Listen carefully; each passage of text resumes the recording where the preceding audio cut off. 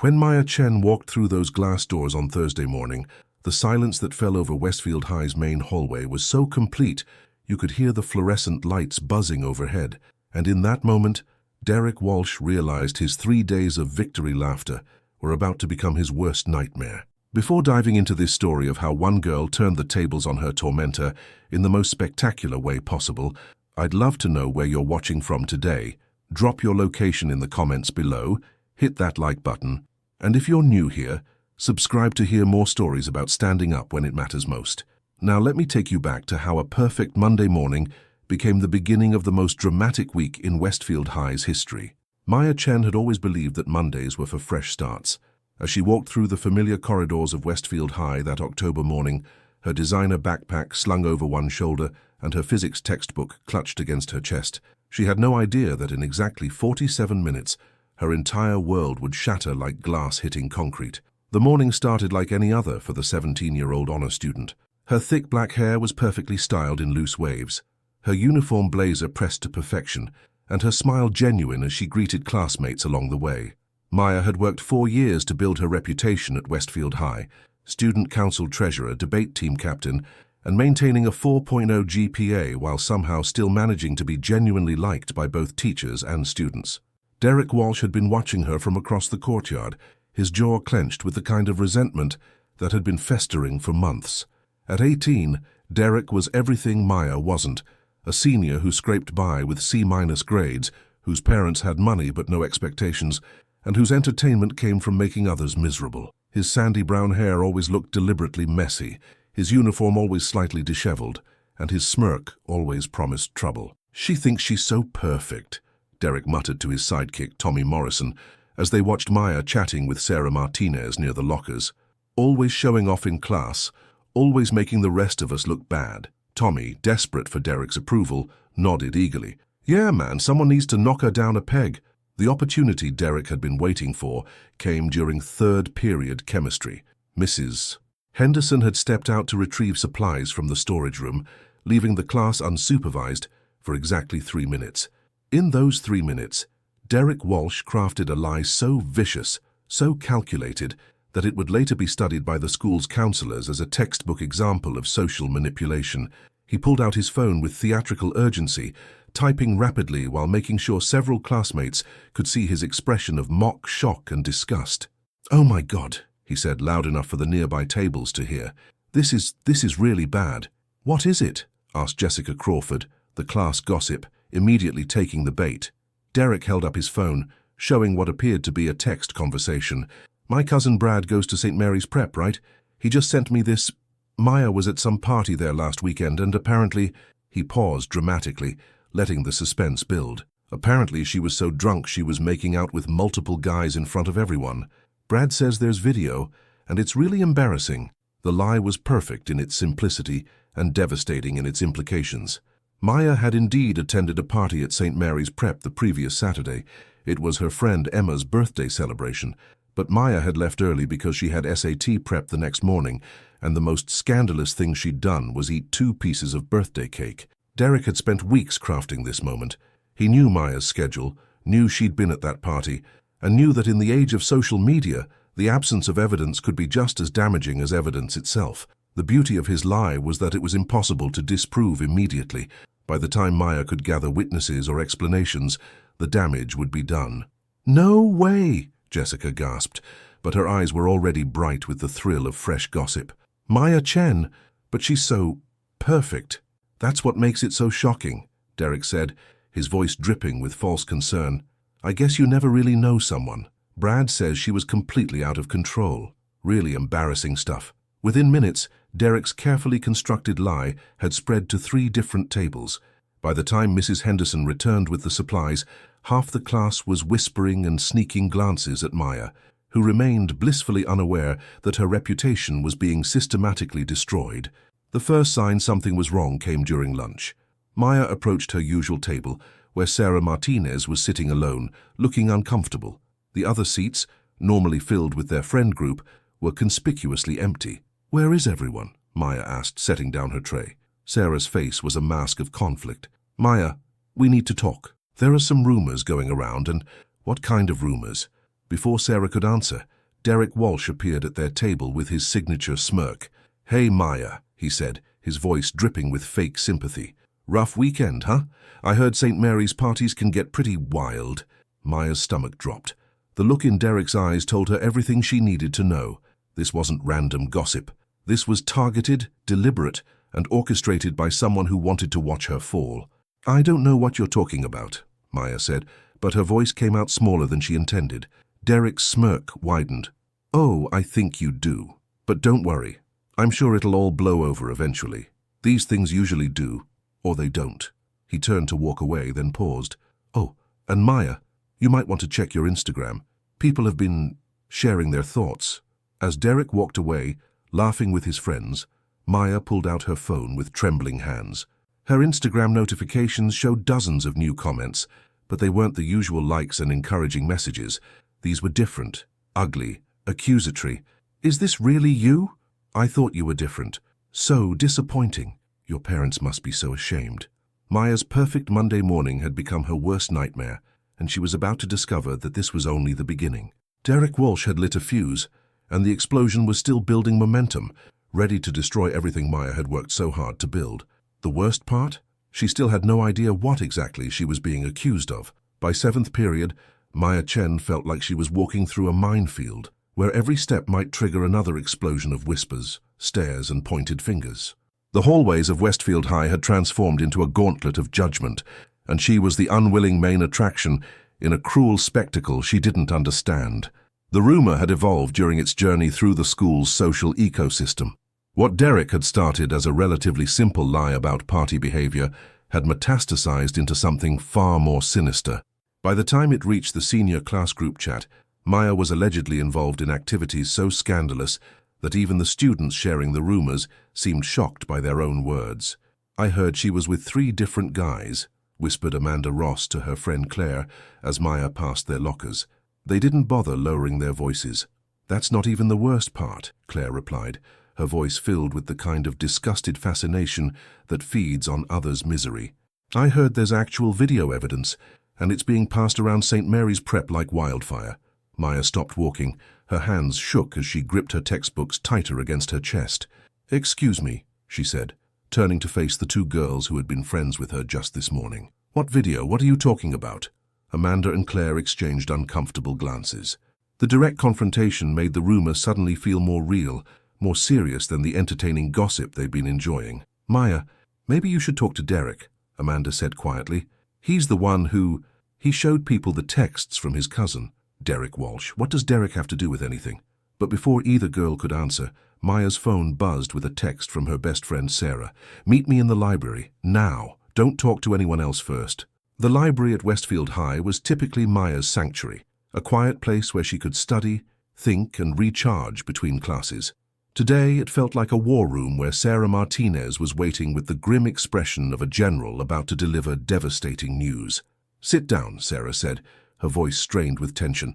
"Sarah, what is going on? People are looking at me like I've committed some terrible crime, and I have no idea what I'm supposed to have done." Sarah pulled out her phone and opened the screenshots she'd been collecting all day. "Derek Walsh started a rumor about you. He claims his cousin saw you at Emma's party last Saturday, and that you were engaging in inappropriate behavior with multiple guys." Maya's face went white. "That's completely insane. You know that's insane, right? I left Emma's party at 9:30 because I had SAT prep Sunday morning. You drove me home yourself. I know that. You know that. But Derek's story is spreading faster than we can contain it, and..." Sarah hesitated, her loyalty to Maya warring with her desire to deliver all the bad news at once. "Maya, it gets worse. He's claiming there's video evidence, and now people are saying the video shows things that are really explicit." The blood drained from Maya's face completely. "Video evidence of what? There is no video evidence because nothing happened." "I know, but show me exactly what he's saying." With reluctant fingers, Sarah scrolled through her screenshots. The original rumor had taken on a life of its own, growing more elaborate and damaging with each retelling. According to the latest version circulating through social media, Maya had been involved in activities so inappropriate that several parents had already called the school demanding action. Maya read the messages in growing horror. Not only was she being accused of behavior completely contrary to her character, but the rumor had evolved to suggest she had been recording herself, that she had been seeking attention, and that this was part of some ongoing pattern of secret, inappropriate behavior. "This is character assassination," Maya whispered, her voice barely audible. "This isn't just gossip. This is deliberately designed to destroy my reputation." Sarah nodded grimly. "It gets worse. Derek's been really smart about this. He's not directly accusing you of anything. He's just sharing what his cousin allegedly told him. So if anyone tries to confront him, he can claim he was just passing along information he received. But his cousin? I already thought of that. I found Derek's cousin Brad on social media. He goes to St. Mary's, just like Derek claimed." "But Maya," Sarah's voice dropped to a whisper, "Brad hasn't posted anything on social media in 6 months. His last post was about starting a job in Colorado. I think he moved away." The implication hit Maya like a physical blow. Derek hadn't just made up a story about her behavior. He'd fabricated an entire source, created a witness who couldn't be contacted or questioned. It was a level of premeditation that transformed this from teenage gossip into something much more sinister. "Why?" Maya asked, her voice breaking. "Why would Derek do this to me? I've barely spoken to him all year." Sarah had been dreading this question because she suspected she knew the answer. "Maya, do you remember last month when Mrs. Patterson announced the early admission recommendations for college applications?" "Yes, but what does that have to do with anything?" "Derek applied for early admission to the same university you did, Northwestern, and Mrs. Patterson recommended you for the Chancellor's Scholarship, the full ride that Derek's parents have been pushing him to get for 2 years." The pieces began falling into place with sickening clarity. Derek Walsh hadn't targeted Maya randomly or impulsively. This was revenge, carefully planned and expertly executed by someone who understood exactly how much damage the right lie could cause. Maya looked around the library, suddenly aware that even here students were stealing glances at her and whispering behind their hands. The sanctuary she'd always found in this quiet space was gone, replaced by the constant awareness that she was being watched, judged, and discussed. "What am I supposed to do?"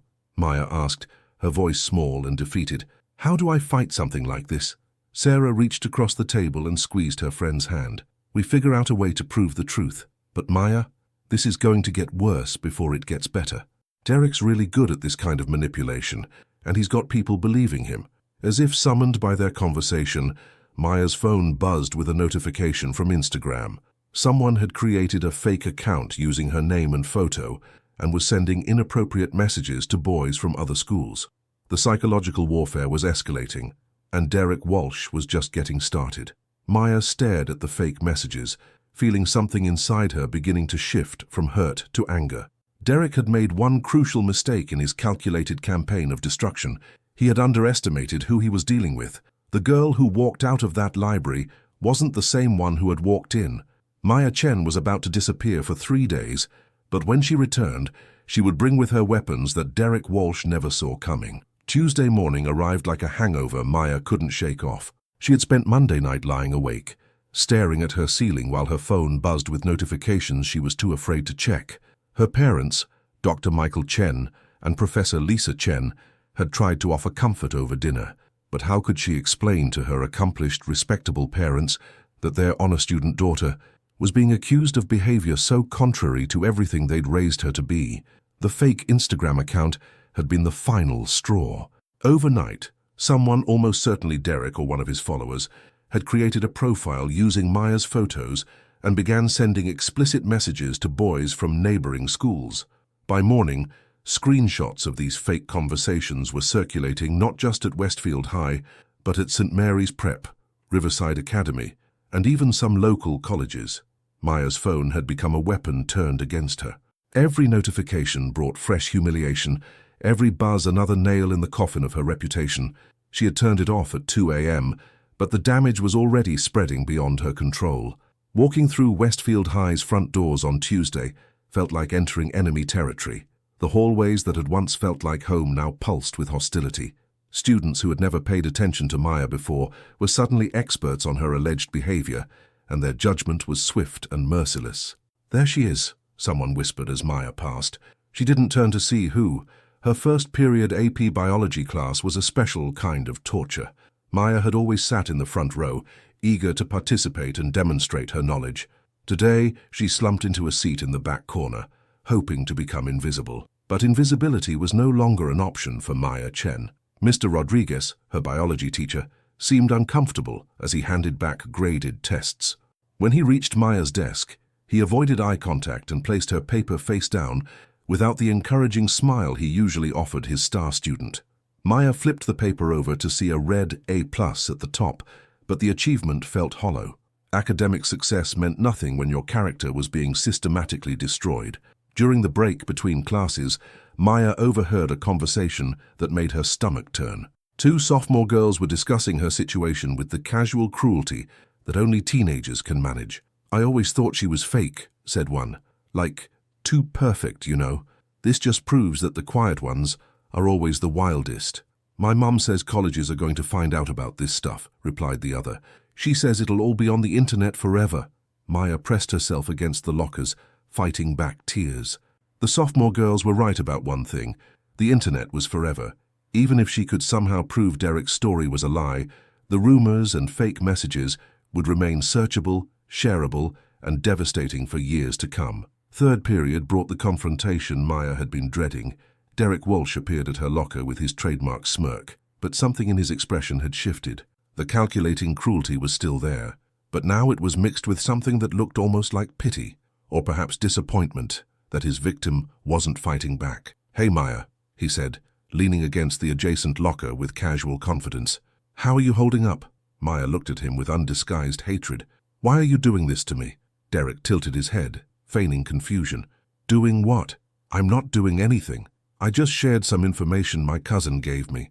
If people are talking about it, that's not really my fault, is it? Your cousin who moved to Colorado 6 months ago? That cousin?" For just a moment, Derek's smirk faltered. Maya had done her homework, and they both knew it. But Derek was too skilled at manipulation to be rattled for long. "Look, Maya," he said, his voice taking on a tone of false reasonableness.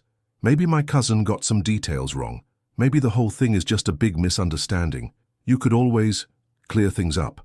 Make a public statement. Apologize for any confusion." Maya stared at him in disbelief. "Apologize? For what? For being falsely accused of something I didn't do?" Derek shrugged. "Sometimes it's easier to just take responsibility and move on. People forgive and forget, you know. But if you keep fighting it, keep denying everything, well, that just makes you look guilty." The psychological manipulation was breathtaking in its sophistication. Derek was offering Maya a way out.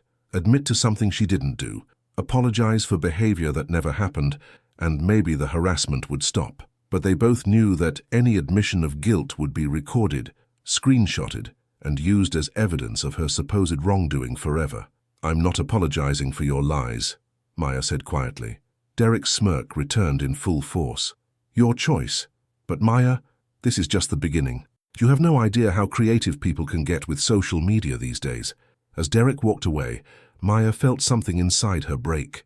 Not just her heart or her spirit, but something fundamental about her faith in fairness, in justice, in the basic decency of human beings. She had played by the rules her entire life, worked hard, treated people with respect, and maintained the highest standards of behavior, and none of it mattered. One lie, expertly crafted and maliciously spread, had erased 4 years of building a reputation. The rest of Tuesday passed in a blur of whispered conversations, pointed stares, and social isolation. Students who had been friendly acquaintances now avoided eye contact. Teachers who had praised her work now seemed uncomfortable in her presence. Even Sarah, her most loyal friend, seemed strained by the pressure of defending someone the entire school had decided was guilty. By Wednesday morning, Maya Chen had made a decision that would change everything. She didn't get dressed for school. She didn't pack her backpack or grab her car keys.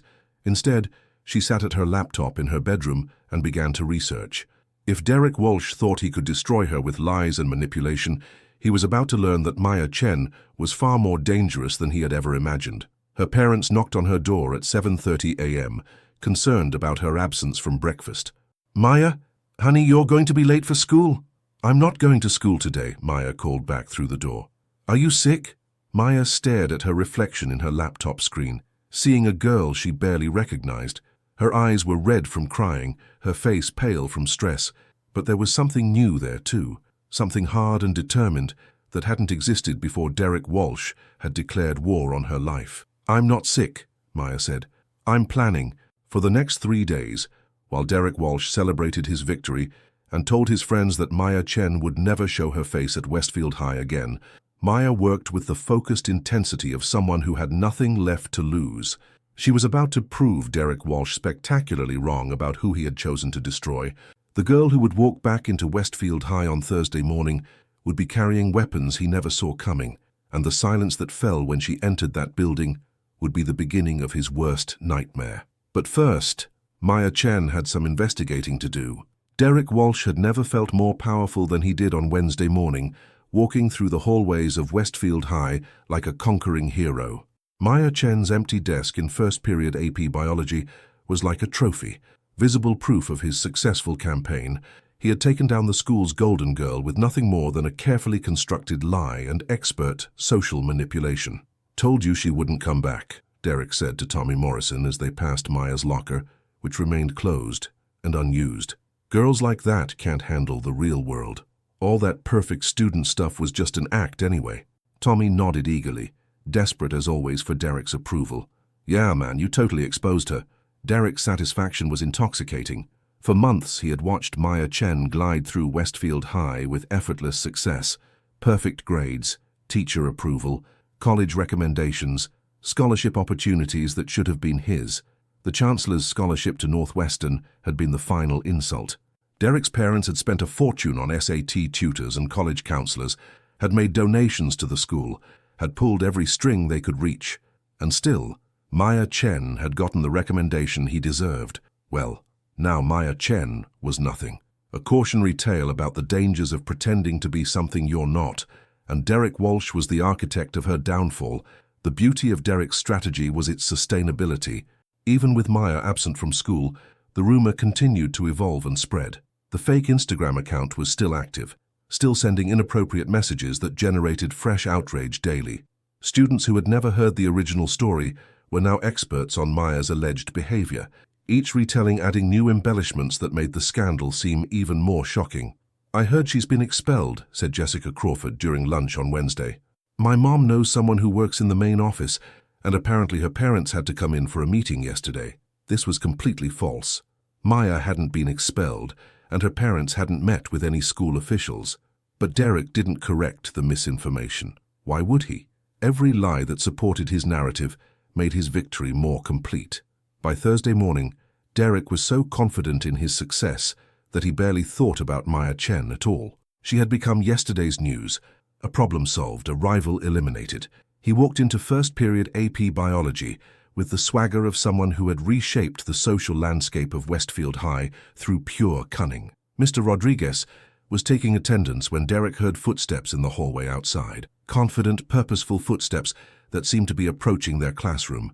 Derek didn't pay attention. Why would he? Maya Chen was finished at Westfield High. She would never... The classroom door opened. Maya Chen walked in. The silence that fell over the room was immediate and absolute. It was as if someone had pressed a mute button on the entire universe. 28 students stopped breathing simultaneously, their conversations cut off mid-syllable, their attention snapping to the girl who wasn't supposed to exist anymore. But this wasn't the Maya Chen who had fled on Tuesday morning. This girl walked with the confidence of someone who owned secrets, who held cards that no one else had seen. Her back was straight, her chin raised, and her eyes held a gleam that made Derek's stomach suddenly clench with unease. Maya moved to her usual seat in the front row, the one she had abandoned on Tuesday in shame and defeat. She set down her backpack with deliberate precision, pulled out her notebook, and arranged her pens with the methodical calm of someone preparing for battle. "Mr. Rodriguez cleared his throat uncomfortably. "Miss Chen, we weren't expecting you today." Maya looked up with a smile that didn't reach her eyes. "I had some research to complete, but I'm ready to return to class now." Derek felt the first stirring of genuine fear. Something was wrong. Maya Chen should be broken, defeated, hiding at home in shame. She shouldn't be sitting in the front row looking like she owned the world. She definitely shouldn't be looking at him with that particular expression, the look of someone who knew something he didn't. During the break between classes, Derek approached Maya with carefully manufactured confidence.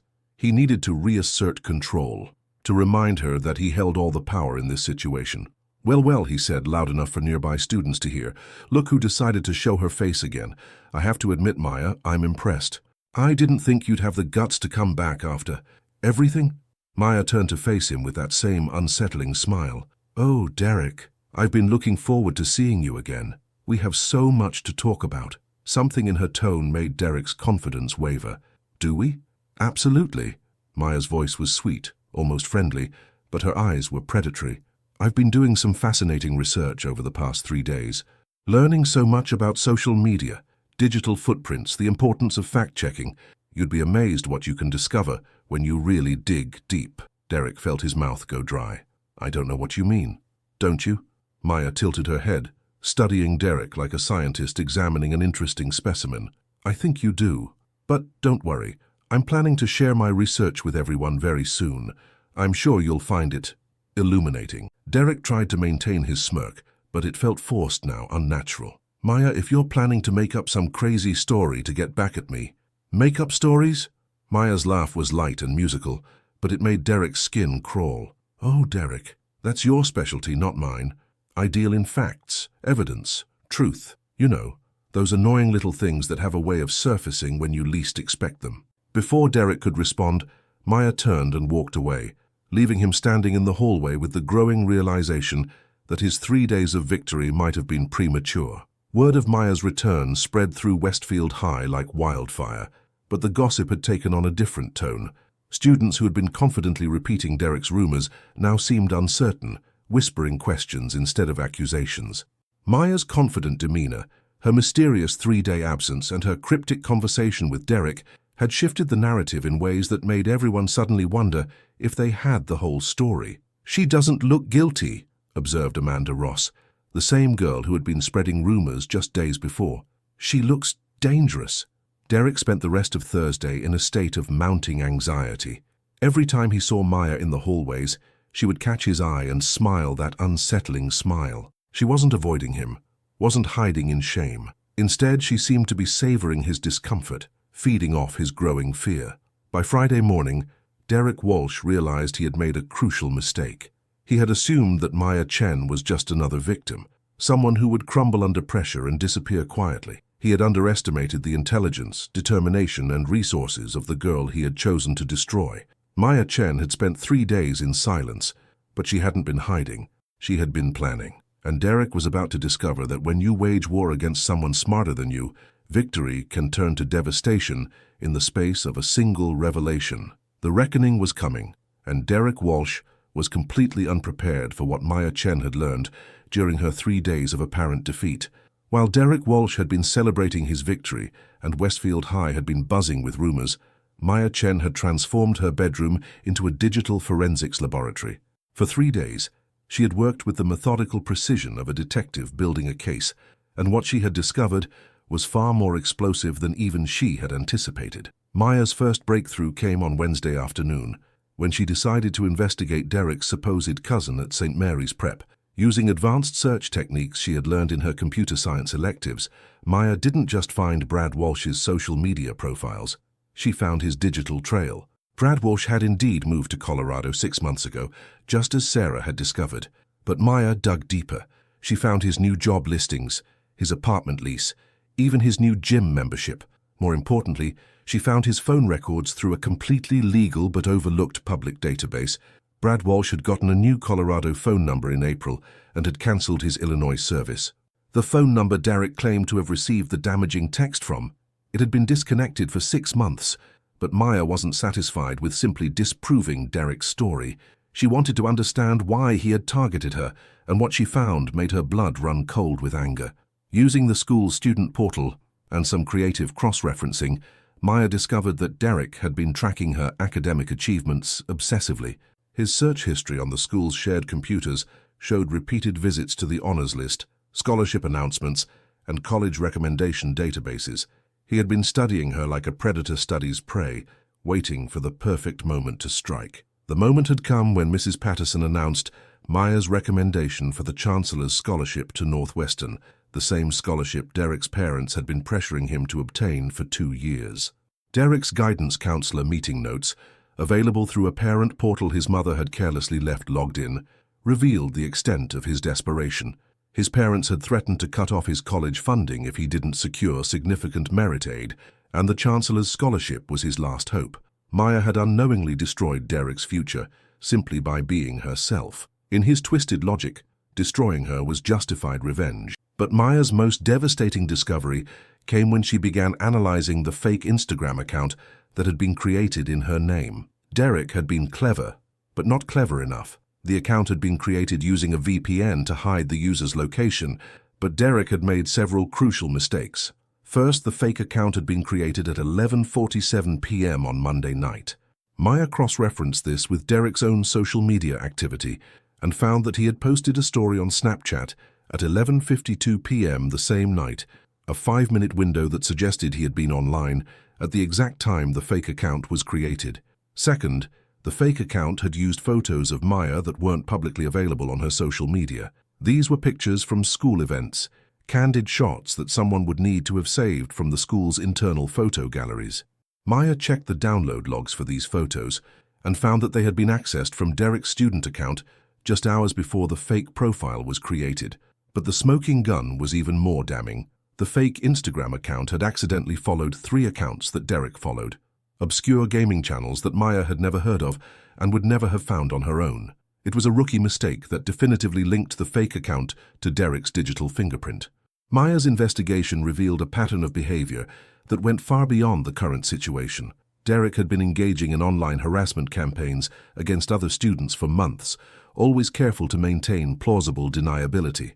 Maya found evidence of fake accounts, manipulated screenshots, and coordinated bullying efforts that Derek had orchestrated against at least 4 other students over the past year. She had stumbled onto a systematic pattern of cyberbullying that would shock the administration and devastate Derek's carefully constructed reputation as a harmless class clown. By Thursday morning, Maya had assembled a comprehensive dossier that would not only clear her name, but expose Derek Walsh as a calculating digital predator. She had phone records proving his cousin couldn't have sent the alleged texts, metadata linking him to the fake Instagram account, and evidence of a broader pattern of cyberbullying that showed premeditation and malicious intent. But Maya wanted more than just evidence. She wanted justice, and for that she needed allies. Her first call was to Emma Rodriguez, the girl whose birthday party had been the supposed scene of Maya's alleged misconduct. Emma was horrified to learn how her innocent celebration had been weaponized and immediately agreed to provide a sworn statement about Maya's early departure and appropriate behavior. Maya's second call was to Brad Walsh himself in Colorado. When she explained the situation, Brad was furious that his identity had been used in a harassment campaign and agreed to provide phone records and a notarized statement confirming that he had never contacted Derek about any party or inappropriate behavior. Her third call was to the mother of one of Derek's previous victims, a sophomore girl who had transferred to another school after Derek's online harassment had made her life unbearable. The mother had been trying to build a case against Derek for months, but had lacked the technical expertise to prove his involvement. Maya's evidence provided the missing pieces. By Thursday evening, Maya had built an airtight case that would not only exonerate her, but expose Derek Walsh as a serial cyberbully who had been operating with impunity for months. She had statements from witnesses, technical evidence linking Derek to multiple fake accounts, and a clear pattern of behavior that showed sophisticated planning and malicious intent. But Maya's final move was the most brilliant of all. She had been secretly recording every interaction with Derek since her return to school, using a voice recording app that captured their conversations with perfect clarity. Derek's admission that he could make the rumors stop if she took responsibility was particularly damaging, clear evidence of extortion and manipulation. As Maya prepared for Friday morning, she felt a calm satisfaction she had never experienced before. Derek Walsh had tried to destroy her with lies and manipulation, but he had underestimated the intelligence and determination of his target. Maya had turned his weapons against him, and the evidence she had gathered would ensure that Derek Walsh never hurt another student again. The girl who had disappeared in shame and defeat was about to return as an avenging angel, armed with truth so powerful it would not only restore her reputation, but transform the toxic culture at Westfield High forever. Derek Walsh had 3 days to enjoy his victory. Maya Chen had spent those same 3 days building his downfall, and Friday morning would bring a reckoning that neither Derek nor anyone else at Westfield High would ever forget. Please continue reading to see how Maya's carefully planned revenge unfolds, and changes everything at Westfield High forever. Friday morning arrived, with the crisp clarity that comes after a storm has passed. Maya Chen walked into Westfield High carrying more than just her backpack. She carried the weight of evidence that would change everything, and the support of allies she had never expected to find. The first surprise came before first period, when Maya found a handwritten note slipped through the vents of her locker. The handwriting was shaky, nervous, but the message was clear. Maya, I know what Derek did to you isn't true. He did the same thing to my sister last year at her old school. I have proof. Meet me in the art room after second period. Marcus Williams. Maya stared at the note in amazement. Marcus Williams was a quiet junior who rarely spoke to anyone, the kind of student who moved through Westfield High like a ghost. She barely knew him, had maybe exchanged 3 words with him in 2 years, but apparently Marcus had been watching Derek's campaign against her with recognition born from personal experience. The art room was empty when Maya arrived after second period, the smell of turpentine and clay filling the air with familiar comfort. Marcus was waiting by the windows, his lanky frame silhouetted against the morning light. In his hands, he held a manila folder thick with documents. My sister Rebecca went to Lincoln High before she transferred here sophomore year, Marcus began without preamble, his voice barely above a whisper. Derek used to date her best friend, and when Rebecca tried to warn her friend that Derek was cheating, he did exactly what he's doing to you. Marcus opened the folder, revealing printed screenshots, saved conversations, and what appeared to be a detailed timeline of events. He started rumors that Rebecca was jealous and obsessed with him, said she was stalking him, sending inappropriate messages. He even created fake social media accounts in her name, just like he did to you. Maya's hands trembled as she examined the evidence. The pattern was identical. The fake accounts, the manufactured witnesses, the gradual escalation of rumors designed to isolate and destroy the target. Derek Walsh wasn't just a bully, he was a predator, with a refined method of psychological warfare. Why didn't anyone report this? Maya asked. Marcus's face darkened with old pain. We tried, but Derek was smart about it. He never left direct evidence, and Rebecca was so devastated she just wanted to transfer schools and forget it ever happened. Our parents thought changing schools was easier than fighting it, but you kept the evidence. I knew he'd do it again. Guys like Derek, they don't stop, they just find new victims. Marcus looked directly at Maya for the first time. But you're different. You're not running away. You're fighting back. Maya felt a surge of determination mixed with gratitude. Marcus had been carrying this burden for over a year, waiting for someone with the courage and resources to take Derek down. What else do you have? Marcus smiled for the first time since she'd known him. More than you might think. Rebecca wasn't Derek's only victim. There's a girl named Ashley at Riverside Academy, and another one who transferred to private school junior year. I've been quietly documenting his pattern for months. As Marcus spread out his research, Maya realized she wasn't just looking at evidence of Derek's current campaign against her. She was seeing proof of a systematic pattern of abuse that stretched back years and crossed multiple schools. Derek Walsh was a serial cyberbully who had refined his techniques through practice, and Maya was simply his latest target. There's something else, Marcus said, pulling out his phone. Derek doesn't know I exist. I'm invisible to guys like him, but that means I can go places and hear things that others can't. He played a voice recording from his phone, and Maya's eyes widened as Derek's voice filled the empty art room. The beauty of it is that once you destroy someone's reputation, they can never really rebuild it, Derek was saying to Tommy Morrison in what sounded like the school cafeteria. Maya Chen thinks she's so smart, but she has no idea how deep this goes. I've been planning this for months, and by the time I'm done, no college will touch her.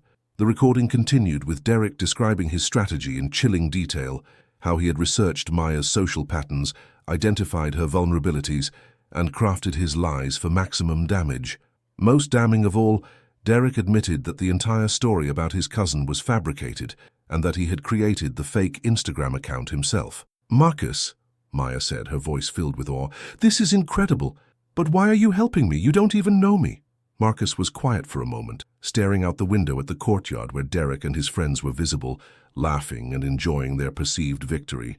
Because I failed my sister. I let Derek destroy her and get away with it. But watching you these past few days, you're not going to let him win. And maybe if we stop him now, he won't be able to hurt anyone else. Maya felt a warmth in her chest that had nothing to do with vindication and everything to do with the unexpected kindness of someone who had chosen to do the right thing despite personal cost. Marcus Williams had risked exposure and potential retaliation to help her, motivated by nothing more than the desire to prevent Derek from hurting others. "There's more," Marcus continued. "I think we can get Jessica Crawford to flip." Maya looked at him in surprise.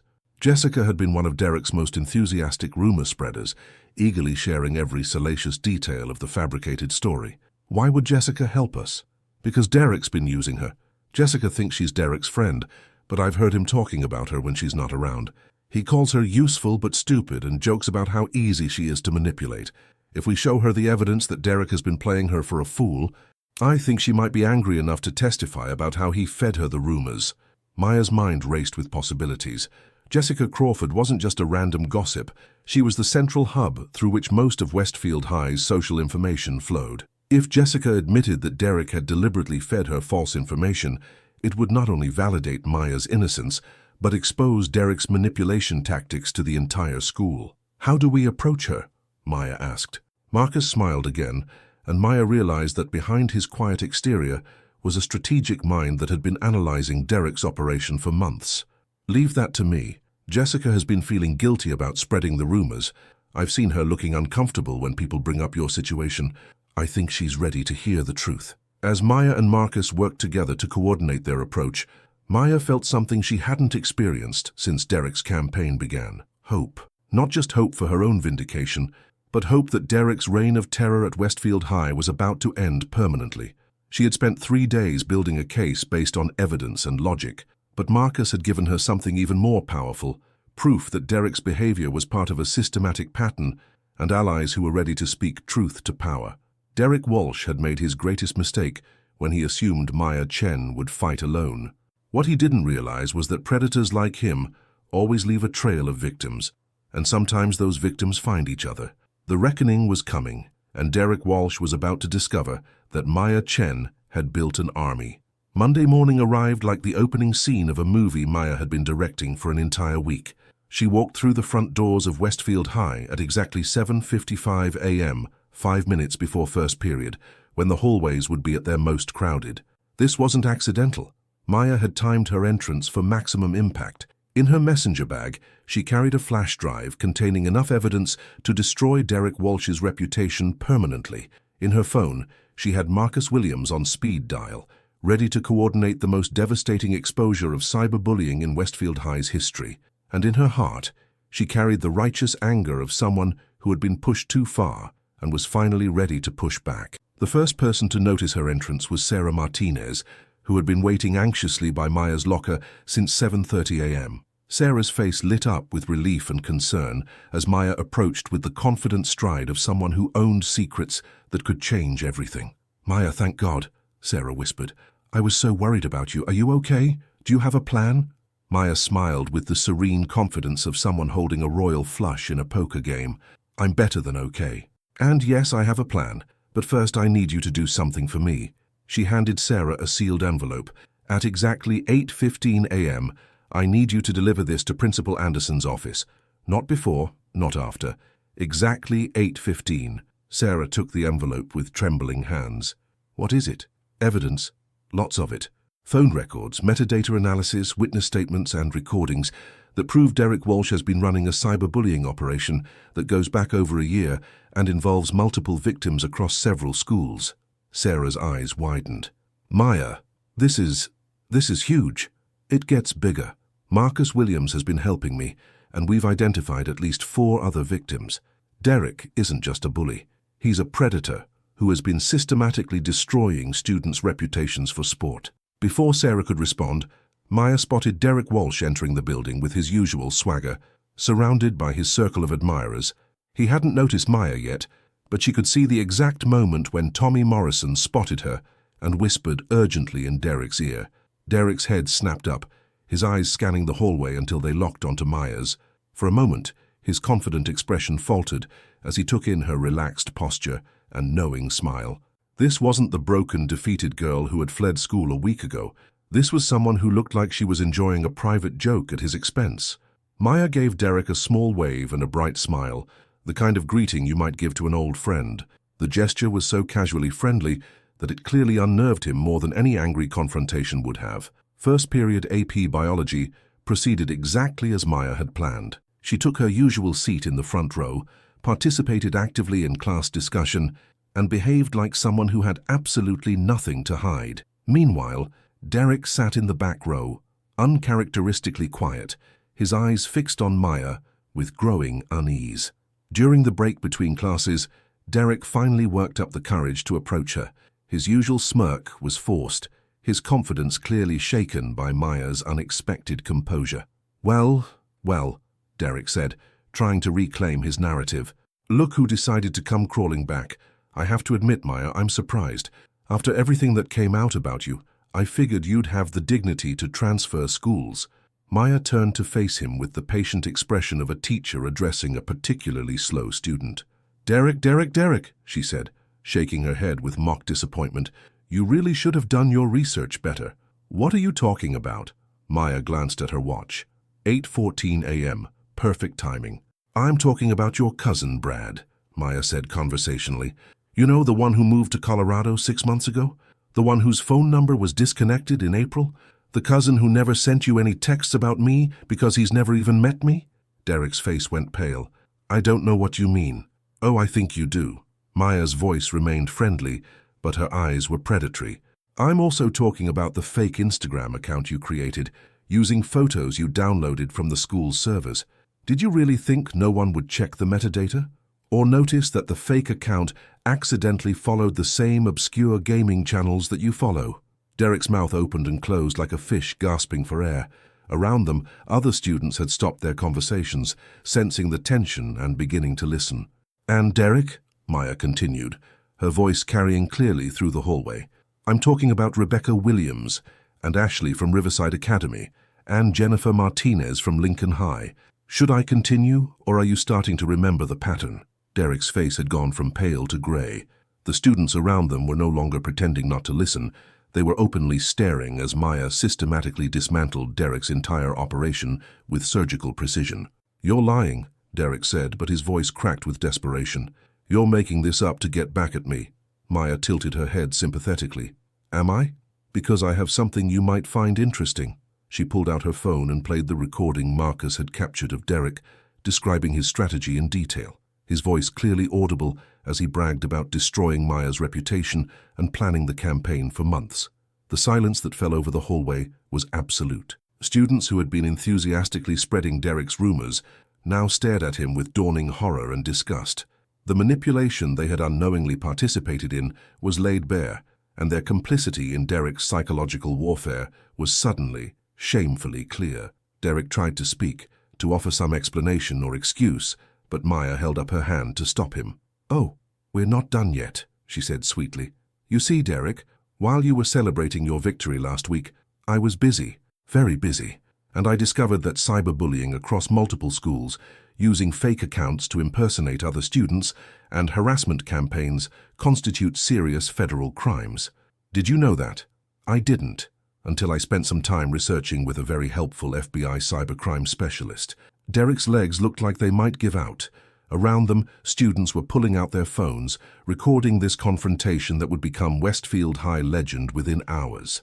The evidence has been turned over to both the school administration and local law enforcement, Maya continued, her voice never losing its pleasant conversational tone. Phone records, digital forensics, witness statements from multiple victims across 3 schools, and of course your own recorded confession describing your methods in detail. Maya glanced at her watch again. 8:16 a.m. In fact, she said with a bright smile, Principal Anderson should be receiving a very comprehensive report right about now. As if summoned by her words, the school's PA system crackled to life. Derek Walsh, please report to the principal's office immediately. Derek Walsh to the principal's office. The timing was perfect, theatrical, and absolutely devastating. Derek stood frozen in the hallway as the implications crashed over him like a tidal wave. His carefully constructed reputation, his college prospects, his entire future, all of it was crumbling in real time. Maya stepped closer to Derek, her voice dropping to a whisper that only he could hear. You were right about one thing, Derek. Reputations are fragile, and once they're destroyed, they're very hard to rebuild. I hope yours was worth it. As Derek stumbled toward the principal's office like a man walking to his execution, Maya turned to face the crowd of students who had witnessed his downfall. Many of them looked ashamed. They had participated in spreading Derek's lies, had gleefully torn down Maya's reputation based on nothing more than malicious gossip. "I want everyone to understand something," Maya said, her voice carrying clearly through the hallway. "I never did anything wrong. I never engaged in inappropriate behavior at any party. I never sent inappropriate messages to anyone. Every single rumor Derek spread about me was a calculated lie designed to destroy my reputation and my future." She paused, letting the weight of that truth settle over her audience. "But this isn't just about me. Derek Walsh has been systematically targeting and destroying students across multiple schools for over a year. He's a predator who feeds on the pain and humiliation of others, and every time we spread his rumors without question, every time we chose entertainment over truth, we became his accomplices." The silence was deafening. Students who had been loudly condemning Maya just days before now couldn't meet her eyes. "I hope we can all learn something from this," Maya concluded. "Before you destroy someone's reputation based on gossip and rumors, maybe ask yourself, where did this information come from? Who benefits from spreading it? And what happens to the person you're talking about when they're not around to defend themselves?" As Maya walked toward her second period class, the hallway remained silent behind her. Students stared at their phones, at each other, at anything except the place where Derek Walsh had been standing moments before. Maya Chen had not just cleared her name, she had exposed a systematic pattern of abuse, educated her peers about the dangers of cyberbullying, and probably saved future students from becoming Derek's victims. The girl who had left Westfield High in tears and shame had returned as a force of nature, armed with truth so powerful it had changed everything in the span of a single conversation. Principal Anderson's office had never felt smaller to Derek Walsh as he sat across from the imposing mahogany desk, flanked by his ashen-faced parents and the school's legal counsel. The manila folder in front of Principal Anderson seemed to pulse with menace, its contents representing the complete destruction of everything Derek had worked to build at Westfield High. "Mr. Walsh," Principal Anderson began, his voice carrying the weight of 30 years in education and deep disappointment in human nature, "I have reviewed the evidence presented by Miss Chen, and I must say, this is the most comprehensive case of systematic cyberbullying I have encountered in my career." Derek's mother, Patricia Walsh, clutched her designer handbag like a lifeline. "There must be some mistake. Derek would never—" "Mrs. Walsh," Principal Anderson interrupted gently but firmly, "the evidence is irrefutable. We have digital forensics linking Derek to multiple fake social media accounts, recorded conversations where he admits to fabricating stories about Miss Chen, and testimony from victims at 3 different schools, documenting a pattern of behavior that spans over 18 months. Derek's father, Robert Walsh, a prominent local attorney who had spent his career defending the indefensible, found himself speechless for perhaps the first time in his professional life. His son hadn't just engaged in typical teenage bullying, he had orchestrated a sophisticated campaign of psychological warfare that would have impressed seasoned criminals. Furthermore, Principal Anderson continued, opening the folder to reveal printed screenshots and transcripts, Derek's actions constitute several serious offenses: identity theft through the creation of fake social media accounts, harassment across state lines, defamation with intent to cause emotional distress, and cyberbullying that has caused documented psychological harm to multiple victims. The school's legal counsel, Ms. Jennifer Hayes, leaned forward. "Mr. and Mrs. Walsh, I need to be very clear about the legal implications here. The FBI's Cybercrime Division has been notified, as federal law requires when cyberbullying crosses state lines or involves identity theft. Derek is currently 18 years old, which means he will be prosecuted as an adult."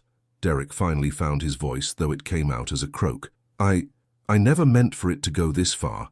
It was just supposed to be a joke." Principal Anderson's expression hardened. "A joke, Mr. Walsh? You systematically planned the destruction of Maya Chen's reputation over a period of months. You researched her schedule, her social patterns, and her vulnerabilities. You created false evidence and manipulated your peers into spreading lies that could have destroyed her college prospects and her future. Which part of that strikes you as humorous?" Derek's mother began to cry quietly, the reality of her son's actions finally penetrating her protective denial. The boy she had raised, the child she had defended against every criticism and excuse for every failure, was not the victim of circumstances or misunderstanding. He was a predator who had caused immeasurable pain to innocent people. The immediate consequences are as follows, Principal Anderson announced, his voice taking on the formal tone of official judgment.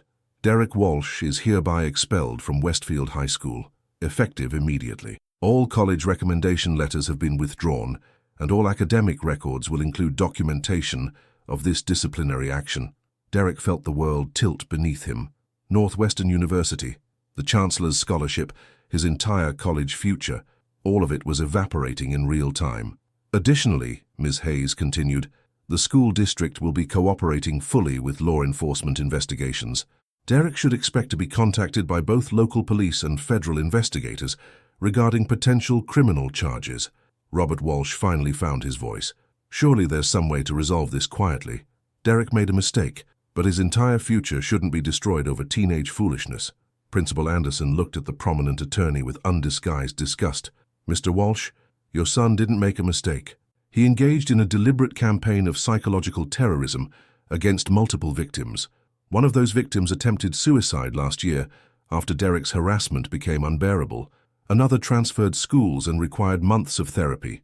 Miss Chen was fortunate to have the resources and support system to fight back, but not all of Derek's victims were so lucky. The room fell silent, except for Patricia Walsh's quiet sobbing. Derek stared at his hands, finally understanding that the game he had been playing had real consequences for real people. The abstract concept of destroying someone's reputation had concrete meaning, ruined lives, shattered dreams, and psychological trauma that would last for years. What happens now? Derek asked quietly. Now, Principal Anderson replied, you face the consequences of your actions like an adult. You'll be escorted from the building immediately, and you're banned from all school property and school-sponsored events. Any attempt to contact current students will be considered harassment and will result in additional criminal charges. Ms. Hayes opened her briefcase and pulled out additional documents. Derek, I strongly recommend you retain criminal defense counsel immediately. The charges you're facing could result in significant jail time and permanent criminal records that will follow you for the rest of your life. As the meeting concluded and Derek was escorted from Westfield High for the final time, word of his expulsion spread through the school like wildfire. Students who had been his friends and admirers now distanced themselves, desperate to avoid association with someone who had been exposed as a systematic predator. Jessica Crawford, who had been Derek's most enthusiastic rumor spreader, found herself in the uncomfortable position of explaining to her friends how she had been manipulated into spreading lies. The popularity she had gained from being Derek's information hub evaporated overnight, replaced by suspicion and disgust from peers who now questioned everything she had ever told them. Tommy Morrison, Derek's loyal sidekick, discovered that loyalty to a fallen predator was a liability rather than an asset. Students who had once feared Derek's influence now openly mocked Tommy for his blind devotion to someone so obviously manipulative and cruel. But the most profound change at Westfield High wasn't in the social hierarchy or the gossip patterns, it was in the culture itself. Maya Chen's methodical exposure of Derek's operation had educated the entire student body about the mechanics of cyberbullying and the importance of critical thinking when consuming information about their peers. Students began questioning rumors more carefully, asking for evidence rather than accepting gossip at face value. Teachers incorporated digital citizenship and cyberbullying prevention into their curricula. The administration implemented new policies requiring investigation of any accusations that could affect a student's reputation or future. Maya Chen had not just defeated Derek Walsh, she had transformed the toxic culture that had allowed him to operate with impunity for so long. As Derek sat in his parents' car, leaving Westfield High behind forever, he finally understood the true scope of his defeat. He had tried to destroy Maya Chen with lies and manipulation, assuming she would crumble under pressure, like his previous victims. Instead, Maya had turned his weapons against him, exposed his methods to the world, and ensured that he would never be able to hurt another student again. The predator had become the prey, and the hunter had become the hunted. Derek Walsh's reign of terror was over, and the silence that had greeted Maya's return to school now echoed with the finality of justice served. 6 months after Derek Walsh's expulsion from Westfield High, Maya Chen stood at the podium of the school's main auditorium, addressing an audience of students, parents, faculty, and local law enforcement officials. The occasion was the launch of the Maya Chen Digital Citizenship Initiative, a comprehensive program designed to prevent cyberbullying and teach students the skills Maya had used to expose Derek's campaign of harassment. The girl who had once fled school in tears and shame now commanded the room with the confidence of someone who had faced her worst nightmare and emerged victorious. Her story had become more than personal vindication. It had become a blueprint for how victims of cyberbullying could fight back effectively and how schools could create cultures that refused to tolerate digital predators. When Derek Walsh targeted me, Maya began, her voice clear and strong, he assumed I would be like his previous victims, isolated, ashamed, and too devastated to fight back. He was wrong about who he had chosen to attack, but more importantly, he was wrong about the kind of community Westfield High could become when we decided to stand up for each other. In the audience, Marcus Williams smiled proudly. His quiet courage in approaching Maya had catalyzed the investigation that brought Derek down, and his documentation of Derek's previous victims had been crucial in building the federal case. Marcus was no longer invisible at Westfield High. He had become a respected advocate for students who might otherwise suffer in silence. Sarah Martinez sat in the front row, wearing the button that had become symbolic of the movement Maya had inspired. Verify before you vilify. Sarah's unwavering loyalty during Maya's darkest moment had evolved into leadership of the school's new peer support network, helping students who found themselves targeted by rumors or harassment. The consequences Derek faced were severe, and they were appropriate, Maya continued. Derek had ultimately been sentenced to 2 years in juvenile detention, followed by 3 years of probation, community service focused on digital literacy education, and a permanent criminal record that would follow him into adulthood. But the real victory wasn't Derek's punishment. It was the transformation of our school culture and the protection we've built for future students. Principal Anderson, watching from the side of the auditorium, reflected on how profoundly Maya's case had changed Westfield High. The school now had comprehensive cyberbullying prevention programs, mandatory digital citizenship courses, and clear protocols for investigating online harassment. More importantly, students had learned to think critically about information they consumed and shared, creating a community that was far more resistant to manipulation and lies. I want to speak directly to any student who might be facing what I faced, Maya said, her voice becoming more personal and urgent.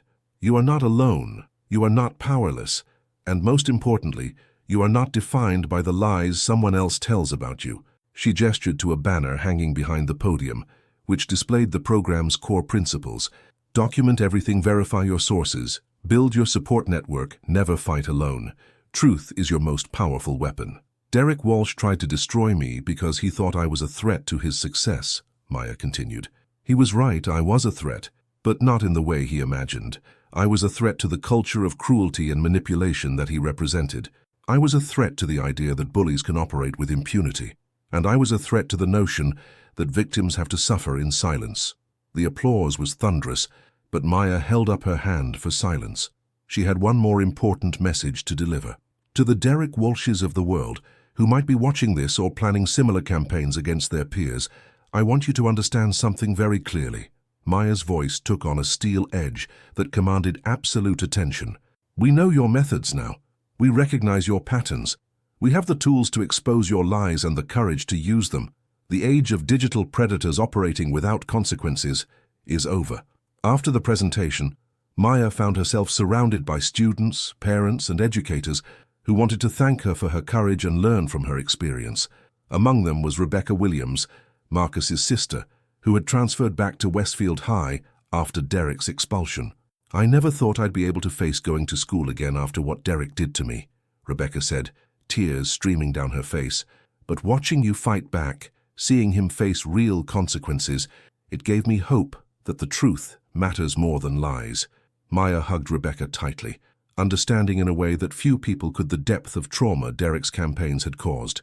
It does matter, Maya whispered, and you're braver than you know for coming back. As the evening wound down, Maya stepped outside into the cool night air, finally allowing herself to fully process how far she had come. 6 months ago, she had been a victim of one of the most sophisticated cyberbullying campaigns her school had ever seen.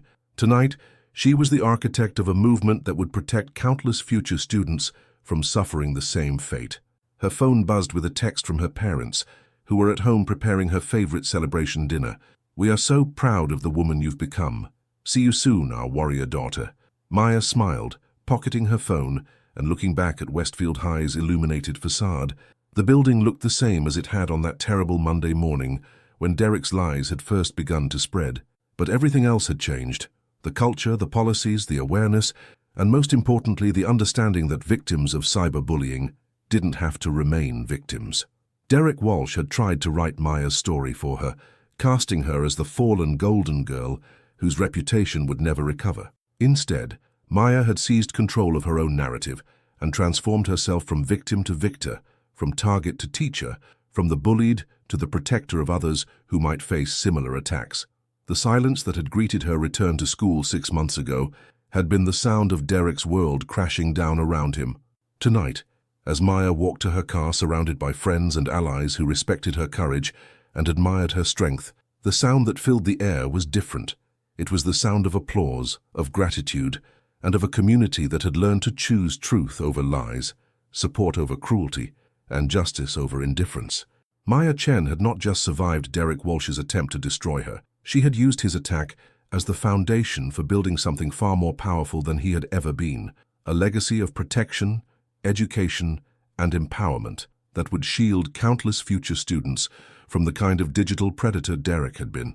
In the end, Derek Walsh had been right about one thing. Maya Chen was a threat to his way of life. She had been a threat to every bully, every manipulator, and every person who thought they could destroy others without consequences. And that, Maya reflected as she drove home through the quiet streets of her town, was exactly who she had always been meant to be. This story is dedicated to every student who has faced cyberbullying and to the educators, parents, and peers who stand with victims against digital predators. Remember, you are not alone, you are not powerless, and the truth is always your most powerful weapon.